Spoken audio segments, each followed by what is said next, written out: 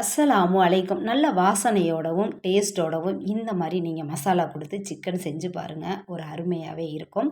Mixie ஜாரில் ஒரு அரை ஸ்பூன் அளவுக்கு பெருஞ்சீரகம் சேர்த்துட்டு மீடியம் சைஸில் ஒரு பல்லாரி வெங்காயத்தை கட் பண்ணி சேர்த்துக்கலாம். ஒரு கைப்பிடி அளவு மல்லி இலைகள், ஒரு கைப்பிடி அளவு கருவேப்பிலையும் சேர்த்துட்டு ஒரு ஸ்பூன் அளவுக்கு இஞ்சி பூண்டு பேஸ்ட்டும் சேர்த்து தண்ணியே சேர்க்காம ரொம்ப பேஸ்ட் மாதிரி அரைச்சிடாமல் மீடியமாக நம்ம அரைச்சி எடுத்துக்கலாம்.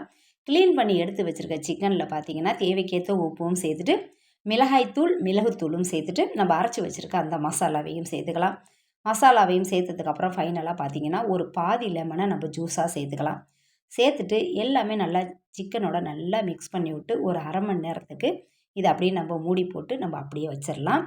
இதுக்கப்புறம் பார்த்திங்கன்னா இது ரெடி பண்ணிக்கிட்டு இருக்கும்போதே அடுத்தடுத்து நமக்கு வேலைகள்லாம் இருக்கும், அதையும் பார்த்துக்கலாம். இது நான் அப்படியே மேக்னேட் பண்ணி வச்சுட்டு பார்த்திங்கன்னா சமையல் வேலைகள்லாம் இருந்தது.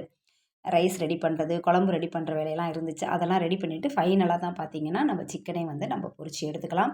கடாயில் ஆயில் நல்லா சூடானதுக்கப்புறம் நம்ம ரெடி பண்ணி வச்சுருக்க சிக்கனையும் சேர்த்துட்டு அடுப்பை லோ ஃப்ளேமில் வச்சுட்டு பொறுமையாக நம்ம வேக வச்சு எடுத்தோம்னா ஒரு அருமையான டேஸ்ட்டோட இந்த சிக்கன் வந்து ரெடி ஆகிடுச்சு. இதே டேஸ்ட்டில் இதே மாதிரி கண்டிப்பாக நீங்களும் ட்ரை பண்ணுங்கள். இன்ஷா அல்லாஹ் கூடிய விரைவில் பார்த்திங்கன்னா லாங் வீடியோலாம் வரும். நம்ம சேனலை இனி மிஸ் பண்ணாமல் பாருங்கள். தேங்க்யூ ஃபார் வாட்சிங்.